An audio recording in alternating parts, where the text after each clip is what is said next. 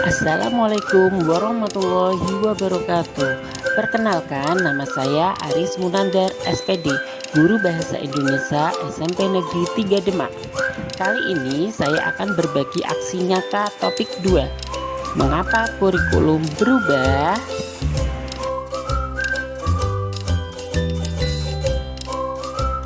Sebelumnya kita harus tahu apa itu kurikulum. Kurikulum titik awal dan akhir pengalaman belajar murid, berperan sebagai pedoman atau acuan dalam pembelajaran, berfungsi memandu dan proses belajar. Transformasi pembelajaran paradigma baru menekankan pada penguatan kompetensi dan materi esensial atau bermakna.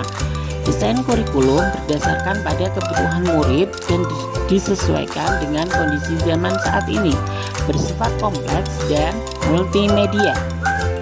Penyebab kurikulum berubah. Kurikulum bersifat dinamis, terus dikembangkan dan diadaptasi sesuai konteks karakteristik murid. Isu kekinian yang menyebabkan perubahan kurikulum.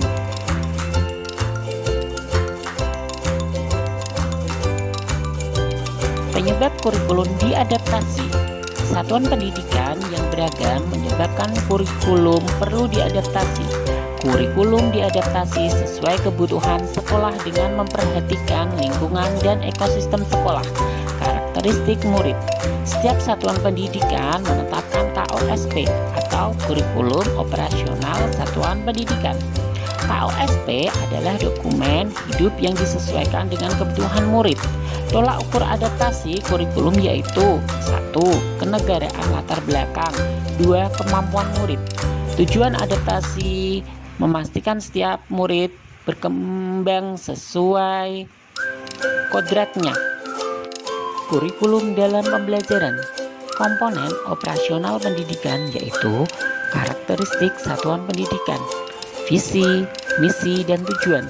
Perencanaan pembelajaran mencakup alur tujuan pembelajaran, asesmen, modul ajar, media ajar, program prioritas, satuan pendidikan.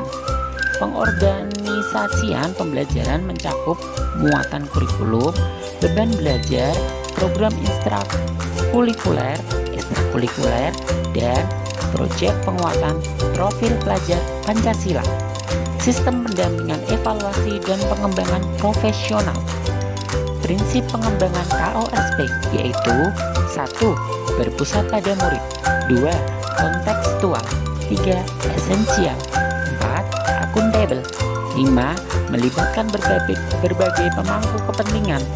Mutuan kurikulum disesuaikan dengan karakteristik sekolah dan kebutuhan murid.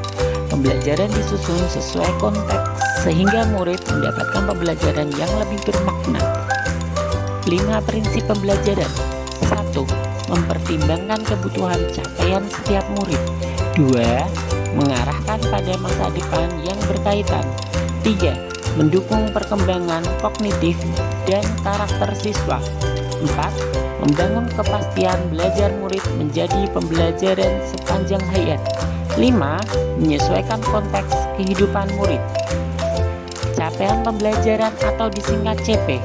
CP adalah kompetensi dan karakter yang ingin dicapai setelah menyelesaikan pembelajaran dalam kurun waktu tertentu. CP dirancang berdasarkan fase. Satu fase rentang waktu 1-3 tahun. Pembagian fase. Fase fondasi jenjang PAUD. Fase A kelas 1-2 SD. Fase B kelas 3-4 SD. Fase C kelas 5-6 SD. Fase D kelas 7-9 SMP atau MTS.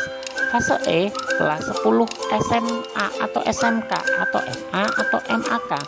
Fase F kelas 11-12 SMA atau SMK atau MA atau MAK. Kelas 11-12 SMK. Program 3 dan 4 tahun. CP memuat konten isi dan konten esensial. Pada kurikulum Merdeka, guru tidak fokus pada penuntasan materi, tapi pencapaian kompetensi sesuai tahap perkembangan murid.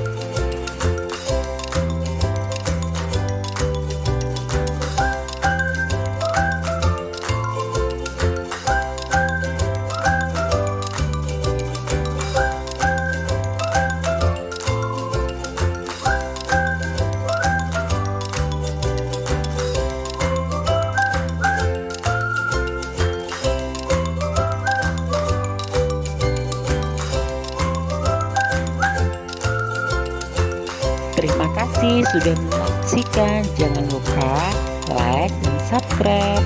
Jangan lupa komentar ya. Wassalamualaikum warahmatullahi wabarakatuh.